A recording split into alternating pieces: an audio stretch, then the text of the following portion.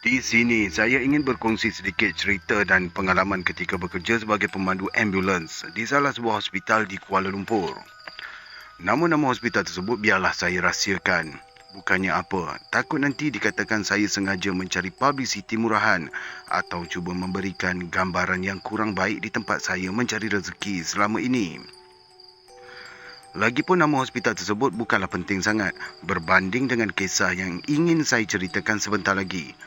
Kisah yang pernah menghantui saya sekitar tahun 2008. Ketika itu saya berusia 38 tahun dan baru sebulan bertugas sebagai pemandu ambulans di hospital berkenaan. Tugas hakiki saya setiap hari ialah membawa pesakit ke hospital untuk mendapat kerawatan. Namun ianya bergantung pada panggilan yang diterima kerana konsep pemandu ambulans di hospital ialah on call. Jika ada panggilan kecemasan, barulah kami bergegas ke lokasi kejadian. Tetapi jika tidak, kami lebih banyak duduk di hospital sambil membantu kerja rakan-rakan yang lain. Petang itu, ketika sedang berehat di pejabat pemandu, saya didatangi oleh seorang rakan dari Jabatan Forensik yang meminta saya untuk menghantar pulang jenazah seorang lelaki di kampungnya di daerah Ipoh Perak. Memandangkan saya ni dah biasa menguruskan jenazah, jadi ianya taklah mendatangkan sebarang masalah buat saya. Apatah lagi perjalanan saya ke Perak nanti akan ditemani oleh seorang pembantu perubatan yang sama-sama bertugas dengan saya. Mengikut cerita yang saya dengar, jenazah lelaki yang akan saya bawa ini berusia awal 30-an dan arwah semasa hayatnya bekerja sebagai pengimpal besi di sebuah bengkel di sekitar Kepong. Sebelum disahkan meninggal dunia, arwah ni dikatakan tidak sedarkan diri secara tiba-tiba selepas mengadu sesak nafas. Rakan sekerja arwah pula bergegas membawanya ke hospital, namun doktor mengesahkan yang arwah dah pun meninggal dunia ketika dalam perjalanan. Pihak majikan lantas menghubungi keluarganya di kampung dan menyampaikan berita yang menimpa arwah. Bagaimanapun, terdapat sedikit kesulitan apabila tiada seorang pun daripada waris arwah yang boleh datang ke Kuala Lumpur untuk menuntut jenazah tersebut.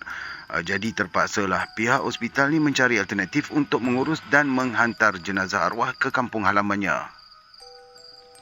Kejadian seperti ini juga bukanlah pertama kali berlaku. Rasanya acap kali terjadi. Memang kami dah sedia maklum dan memahami masalah yang dihadapi oleh waris-waris si mati, apatah lagi jika terdapat waris yang tidak berkemampuan untuk datang menuntut jenazah. Setelah menandatangani sekejap banyak pula motor lalu mana ni. Okey, baik, saya ulang balik ya. Setelah menandatangani beberapa dokumen dan mengambil barang-barang peribadi milik arwah, jenazah ni kami bawa masuk ke dalam kenderaan. Helmi ni yang merupakan teman perjalanan saya ketika tu terus memecut kenderaan meninggalkan perkarangan hospital dan menuju ke arah lebuh raya. Helmi, aku tidur dulu lah, mengantuk sangat ni.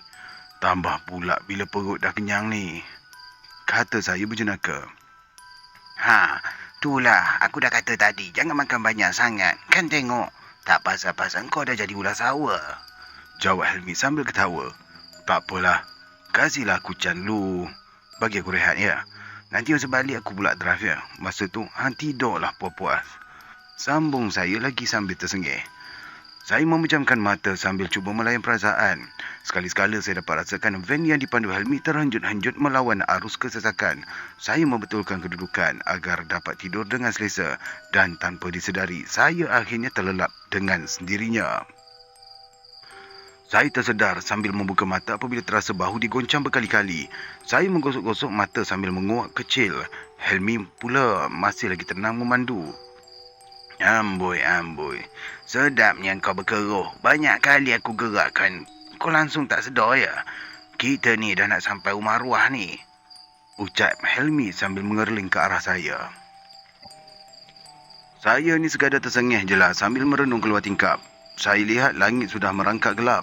Mungkin sudah masuk waktu maghrib agaknya, bisik saya dalam hati. Tidak sampai 10 minit selepas tu, kenderaan yang dipandu Helmi tiba di perkarangan rumah arwah. Kelihatan beberapa orang saudara mara dia bergegas turun untuk menyambut ketibaan kami di halaman. Saya dan Helmi turut membantu membawa jenazah arwah masuk ke dalam rumah.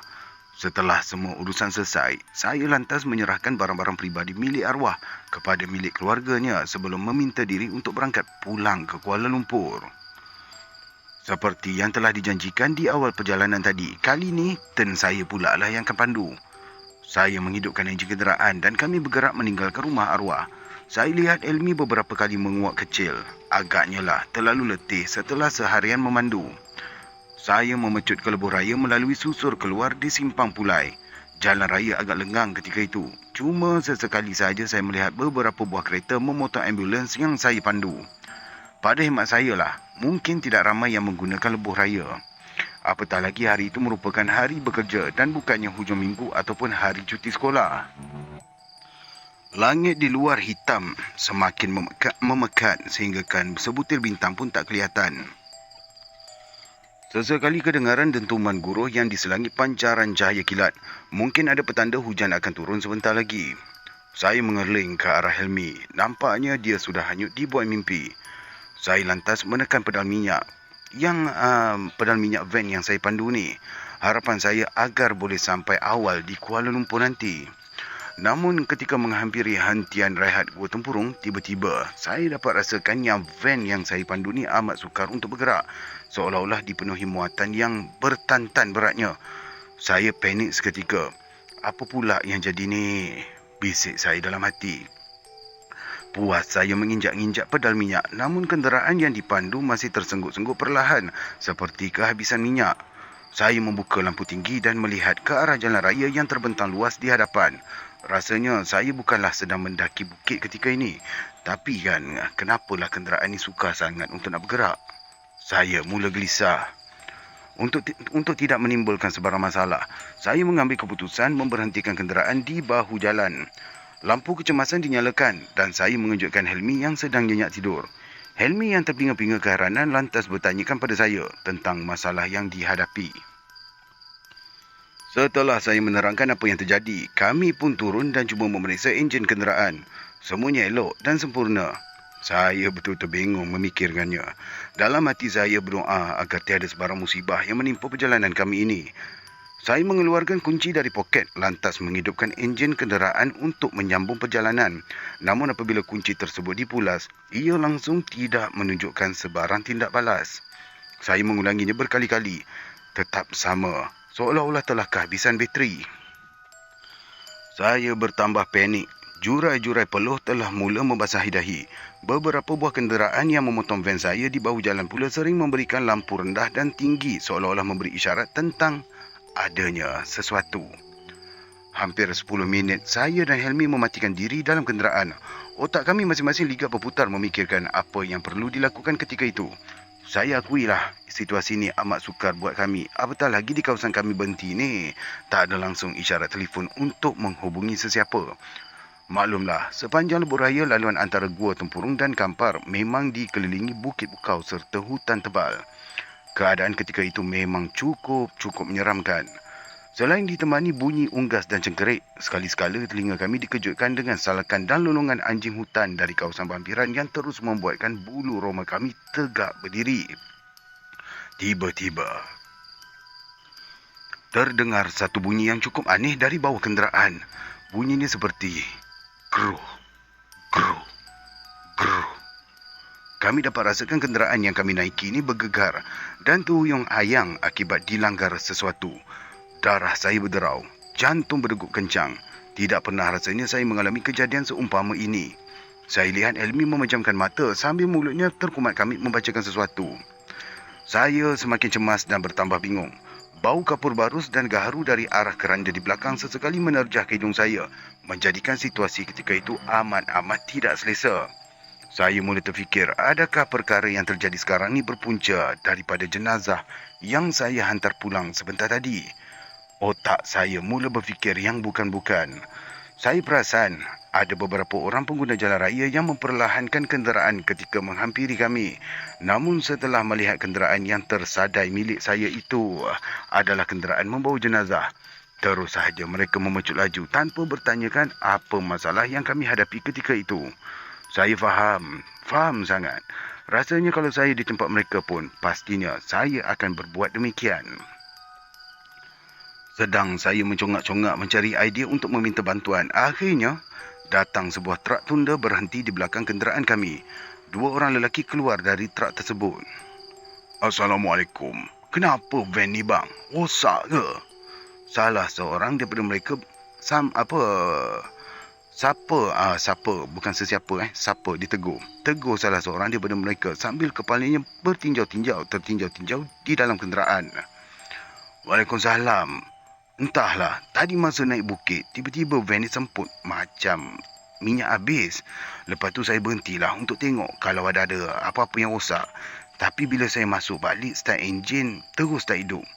Saya ni pun pelik kenapa boleh jadi macam ni. Sedangkan van ni baru je hantar servis. Ulas saya dengan panjang lebar. Ada mayat ke kat dalam ni bang? Entah mayat tu puncanya kenderaan abang jadi macam ni. Ucapnya sedikit gelabah. Taklah. Jenazah saya dah hantar ke Ipoh tadi. Kat dalam ni keranda kosong je ni. Balas Helmi pantas. Kedua-dua pemuda tersebut mengangguk-angguk tanda faham. Jelas terpancar kelegaan pada wajah mereka walaupun ada kalanya hidung mereka nampak seakan kembang kempis menahan bau kapur barus yang menusuk kuat dalam kenderaan itu. Macam ni lah bang. Biar saya bagi tahu abang terus terang ya. Sebenarnya tempat ni memang keras bang. Siapa yang tak tahu pasal gua tempurung ni?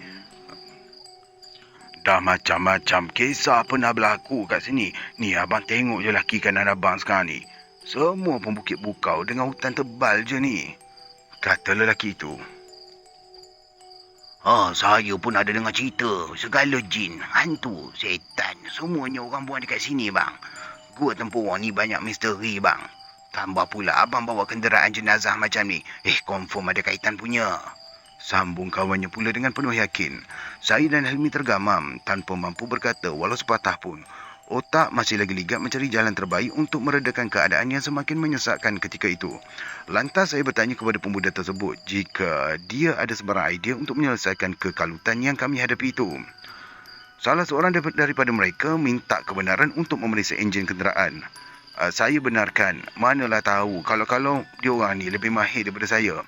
Namun, setelah diperiksa, mereka juga bersependapat dengan saya dengan mengatakan enjin tersebut masih lagi elok dan tidak nampak tanda-tanda rosak dan sebagainya. Lelaki tersebut memusing kunci yang tergantung di tepi steering. Namun keadaannya masih seperti tadi. Langsung tidak menunjukkan sebarang tindak balas. Dahi lelaki itu berkerut keheranan. Dipulasnya lagi kunci itu beberapa kali. Masih juga tidak berhasil. Dia lantas mencabut kunci tersebut lalu dibelek-beleknya. Bang, ini memang kunci abang ke ni? Kunci van ni ke ni? Soalnya kepada saya. Saya mengambil kunci tersebut dari tangannya dan mengamatinya dengan penuh teliti. Ya Allah, memang saya terkejut besar masa tu. Helmi dan 2 orang pemuda tersebut memandang saya dengan penuh keheranan. Patutlah enjin van ni tak boleh start. Rupa-rupanya aku pakai salah kunci tadi. Ini kunci rumah aku ni. Aku tertukar kat dalam poket masa periksa enjin tadi. Lantas saya mengambil kunci sebenar dan menghidupkan enjin kenderaan. Dengan sekali pula saja enjin kenderaan berjaya dihidupkan. Saya tersengih kelat sambil memandang ke arah Helmi dan kedua-dua pemuda tadi. Saya minta maaf lah ya. Pasal apa yang terjadi ni tadi. Tak tahulah macam mana saya boleh panik sampai salah masukkan kunci pula. Buat susah payah awak berdua je tadi. Ujar saya penuh dengan rasa bersalah. Kedua-dua pemuda tadi sekadar tersengih lantas terus meminta diri untuk beredar.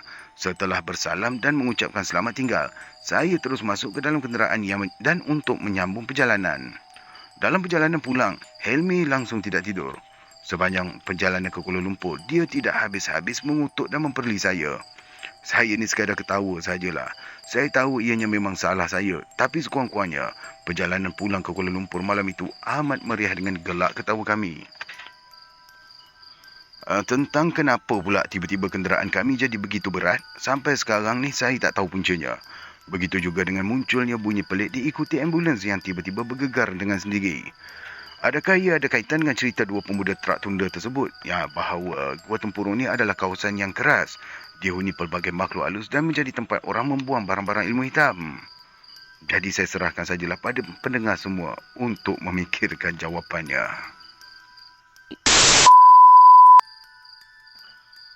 Pukul 11 malam, Februari 1975, saya diarahkan menghantar seorang pesakit lelaki di Hospital Kota Kinabalu, Sabah. Sebagai pemandu kecemasan di Hospital Daerah Papar sejak 1967, saya menerima tanggungjawab itu tanpa banyak soal. Bertugas pada malam hari adalah perkara biasa bagi saya. Dan malam itu, saya diminta menjalankan tanggungjawab tersebut bersama dengan seorang kawan, Majin namanya, yang bekerja sebagai attendant serta seorang jururawat muda. Pesakit tersebut yang berbalut kepalanya dimasukkan ke dalam ambulans dan ditempatkan di bahagian belakang. Mereka mengambil tempat masing-masing dan sebelum enjin dihidupkan, jururawat itu berkata, Dia ni cuba bunuh diri. Tapi tak mati. Ambulans bergerak perlahan meninggalkan hospital Papar. Maaf ya, saya ulang balik.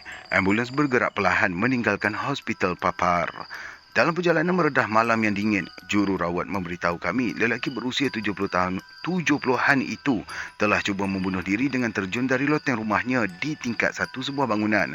Bagaimanapun dia cuma cedera parah kerana tengkoraknya retak dan berlaku pendarahan di dalam otaknya. Sambil memandu, saya memandang ke langit dan meninjau sekeliling. Gelap. Tidak ada bulan dan bintang yang kelihatan. Cuaca agak dingin, sementara yang kelihatan di kiri dan kanan hanyalah semak samun serta pokok-pokok. Selepas 20 minit perjalanan melalui jalan yang kecil dan bengkak-bengkok, tiba-tiba, lelaki tua tersebut mengeruh. Nafasnya ditarik kencang, mulutnya terenganga sedikit sementara matanya pula terbuka luas. Dia nazak. Cepat sikit Mama Jin. Dah tenat tu. Kata jururawat. Saya memecah ambulans tetapi apabila sampai di Hospital Kota Kinabalu pada pukul 12 malam, kami dimaklumkan yang lelaki itu telah pun meninggal dunia. Saya diarahkan supaya membawa mayat itu kembali ke Hospital Papar supaya mudah dituntut oleh keluarganya. Selepas hampir setengah jam perjalanan ke Papar, Majin bersuara. Kita minum kejap lah Jin. Aku dah hagalah. Saya memperlahankan ambulans dan berhenti di sebuah gerai. Kami duduk dan memesan minuman. Tunggulah kejap, aku nak buang air kecil ni, kata saya selepas meminum beberapa teguk air. Sebelum menuju ke tandas, saya ke ambulans dahulu untuk mengambil mancis. Namun, apabila pintu dibuka, ekor mata saya terpandang sesuatu di bahagian belakang ambulans. Saya pun menoleh. Dan, ya Allah, saya separuh menjerit.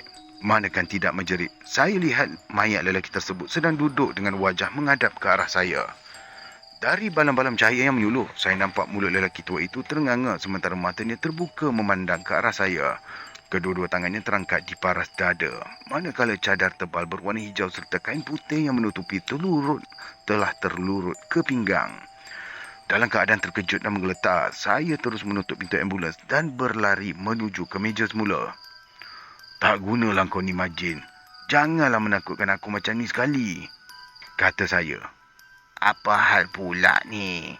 Soal Majin dengan keadaannya terpinga-pinga. Yang kau dudukkan mayat tu pasal apa? Dudukkan mayat? Mana ada. Takkanlah aku nak memainkan mayat pula. Tegas Majin. Jururawat itu juga mengiyakan katanya. Saya terkejut, lantas menceritakan apa yang dilihat sebentar tadi. Kami bergegas ke ambulans dan kelihatanlah mayat itu masih lagi duduk dengan wajahnya menghadap ke arah kerusi hadapan ambulans. Kami menggeletar ketakutan. Lebih-lebih lagi jururawat. Dia mengeluh dan hampir-hampir menangis. Ketika itu antara kami tidak ada siapa pun yang berani memandang mayat itu lagi. Namun, soalnya sekarang, tugas perlu diselesaikan. Kalau betullah orang tua itu dah mati, kita tutup dengan kain dan ikat. Saya memberi cadangan. Majin bersetuju. Lalu, perlahan-lahan kami membuka pintu belakang ambulans. Dari arah belakang, perlahan saya menyentuh mayat tersebut. Di dalam hati saya berdoa supaya tangan mayat itu tidak mencengkam tangan saya ataupun mukanya berpaling ke arah kami. Kami terus berdoa dan membacakan ayat-ayat suci Al-Quran. Okey, untuk makluman semuanya, saya rekod ni sekarang dalam jam 11.49 malam. Seriau-seriau je baca, ya. Baik, kita teruskan. Apabila mayat tidak bertindak balas, perlahan-lahan saya rebahkan badannya. Majin berjaga di bahagian kaki supaya tidak terangkat. Apabila mayat sudah terbaring kembali di atas trolinya, kami pun selimutkanlah dia dan ikat dengan tali pinggang. Kami lakukannya dengan cepat kerana tidak sanggup memandang wajah mayat yang menakutkan. Apatah lagi dengan luka serta kain balutan yang memenuhi muka serta kepalanya. Oleh kerana jururawat enggan mengikut kami balik ke Papar menaiki ambulans, saya dan Majin terpaksa ke Kota Kinabalu semula untuk mengambil kenderaan lain untuk jururawat itu. Selepas itu kami kembali semula ke kedai makan tersebut. Sepanjang perjalanan, dada kami tidak berhenti-henti berdebar. Ayat suci dan doa tidak henti-henti dibaca. Kini tinggallah saya dan Majin. Ketika itu sudah hampir pukul 2:30 pagi. Embun kian lebat menitis. Kedinginannya mencemaskan lagi perasaan kami. Laju lagi lah, Jid. Laju. Kata Majin meminta saya memecah ambulans yang telah pun sedia laju itu supaya lebih laju lagi. Saya memecah ambulans selaju yang boleh sebab ketika itu yang ada di dalam kepala kami cuma satu, iaitu mesti sampai ke Papar secepat mungkin. Berkeriang-keriut dan bergegar-gegar ambulans bila saya membelok dan melanggar lubang serta batu dan kayu yang banyak di jalan. Melambung-lambung kami dibuatnya. Jangan dia bangun lagi sudahlah weh, kata saya. Majin mengiyakan lalu menoleh ke belakang. Alamak, Jid. Dia angkat kaki pula lah. Jerit Majin. Saya tekan brek dan melihat ke belakang. Memang betul. Kedua-dua kaki mayat terangkat lebih sekaki tingginya. Biarkanlah, asalkan dia tak bangun sudah, kata saya lalu memecah ambulans dengan lebih laju lagi. Malangnya ketika sampai di Kawang, tinggal 10 km untuk sampai di Papar, salah satu tayar ambulans pancit. Saya dan Majin berpandangan. Nak buat macam mana ni? Kalau kami teruskan perjalanan memang bahaya. Silap-silap akan berlaku kemalangan. Mau tak mahu, kami terpaksa turun dan menunggu kenderaan lain untuk meminta bantuan sebab kami ni tak membawa jet serta alat-alat lain bagi menggantikan tayar yang pecah. Sebuah demi sebuah kenderaan lalu, namun tidak ada yang mahu berhenti. Mungkin mereka sangka kami ni perompak yang cuba menipu. Kalau ada yang berhenti pun, mereka akan segera meninggalkan kami apabila melihat ada mayat yang kakinya terangkat dalam ambulans. Semakin kalutlah kami dibuatnya. Lebih setengah jam menunggu. Akhirnya, sebuah lori berhenti dan memberikan bantuan. Sebaik sahaja selesai menggantikan tayar, ia terus memucut laju meninggalkan kami. Saya pun memandu kenderaan selaju yang mungkin. Lubang dan kayu saya langgar beduk sahaja. Tetapi kerana terlalu laju dan terlalu banyak lubang yang dilanggar, mayat tersebut jatuh dari troli, berguling-guling atas lantai. Terus je lah, Jid. Aku dah tak sanggup nak angkat ni, kata Majin. Walaupun timbul rasa bersalah dalam hati kami, tapi disebabkan terlalu takut, kami biarkan saja mayat itu bergelimpangan. Bila ambulans membuat selekor ke kiri, ia pun bergolek ke kanan. Bila ambulans membelok ke kanan, ia pun bergolek ke kiri. Bila lubang besar atau bonggol dilanggar, mayat melambung-lambung dan terhentak di lantai. Lantaklah apa yang nak berlaku. Saya terus juga memecah ambulans sepantas yang mampu. Kira-kira pukul 3:30 pagi, barulah kami tiba di Hospital Papar. Kami mengambil troli yang mempunyai pengikat dan memanggil 2 orang attendant untuk memindahkan mayat dari lantai ambulans ke atas troli. Namun apabila tubuh mayat diangkat, tiba-tiba keluarlah satu bunyi dari mulutnya. Dia punya bunyi lebih kurang itulah. Kedua-dua attendant terkejut bukan kepalang. Mereka gerakkan sekali lagi mayat dan sekali lagi ia bersuara. Bersuara yang sama juga. Saya tak boleh nak jerit ni, dah lewat malam ni. Mayat tersebut dilepaskan dan kedua-dua attendant tadi melompat keluar dari ambulans. Wajah mereka pucat dan menggigil. Aku ni kan, dah kerja dekat 30 tahun. Belum lagi ada mayat yang macam ni, kata salah seorang attendant itu. Mahu tidak mahu kami terus kena jugalah uruskan mayat ni. Dalam keadaan yang masing-masing ketakutan, kami berempat mengangkat mayat itu ke atas troli. Beberapa kali juga mulutnya mengeluarkan bunyi. Tetapi kami buat macam tak indah saja. Kemudian dia diikat dan dibawa balik ke bilik mayat. Selesai kerja itu, kami berehat dan ada pula yang pulang ke rumah selepas habis waktu kerja. Keesokannya, saya dan Majin pergi berjumpa dengan doktor dan menceritakan segala peristiwa ngeri yang kami lalui. Tapi sambil tersenyum dan ketawa kecil, doktor itu berkata, "Mayat itu, bukannya bangun, dia kepanasan. Selain pakaiannya, awak tutup mayat tu dengan selimut tebal, kanvas dan kain putih. Lepas tu tinggalkan lama-lama dalam ambulans yang tak ada aircon. Bila kepanasan, urat-uratnya tu menegang. Itulah yang kaki dan tangannya terangkat. Yang bunyi tu pula punca daripada angin di dalam perut dalam badan dia tu. Ia keluar bila badannya digerakkan. Jelas doktor tersebut. Lah, saya menepuk dahi. Peristiwa itu telah pun lama berlaku. Tetapi apabila mengenangkan kembali, saya pasti ketawa sendiri. Ngeri ada, lucu pun ada. Namun Alhamdulillah, kejadian itu meluaskan lagi fikiran saya. Satu pelajaran yang saya dapat ialah jangan cepat menganggap sesuatu yang aneh itu berpunca daripada kuasa-kuasa gaib. Selidikilah dahulu. Tengok daripada pandangan sains dan perubatan. Barulah kita tahu jawapannya.